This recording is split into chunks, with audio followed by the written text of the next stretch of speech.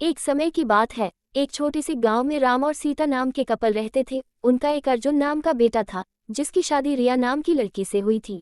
राम और सीता कड़ी मेहनत करते थे और अपने बुढ़ापे के लिए पैसे बचा थे। रिया बहुत लालची लड़की थी और हमेशा अपने लिए और चीजें चाहती थी। जैसे जैसे साल बीतता गया, रिया का लालच और बढ़ता गया। वह अपने पास रखे चीजों से कभी संतुष्ट नहीं रहती थी। वह हमेशा अपने सास ससुर से महंगे तोहफे मांगा करती थी और उनके बचाए हुए पैसों में से भी कुछ हिस्सा अपने लिए मांगती थी। राम और सीता बहुत ही अच्छे पेरेंट्स थे, इसलिए उसकी सारी जरूरतों को पूरा करते थे ताकि परिवार में शांति बनी रहे। वह अपने पति अर्जुन के ऊपर भी दबाव डालती थी कि वह अपने माँ बाप से पैसे और संपत्ति मांगे।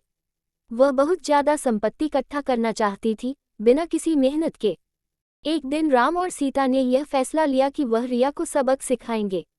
वह उसे बुलाते हैं और बोलते हैं कि बेटा, हमें तुमसे कुछ जरूरी बातें करनी है। हमने यह फैसला लिया है कि हम अपनी जायदाद का कुछ हिस्सा अपने बच्चों में बांटेंगे और उसका कुछ हिस्सा तुम्हें भी देना चाहते हैं। रिया खुशी से झूम उठती है क्योंकि वह हमेशा से यही चाहती थी। लेकिन राम और सीता के मन में कुछ और ही चल रहा था।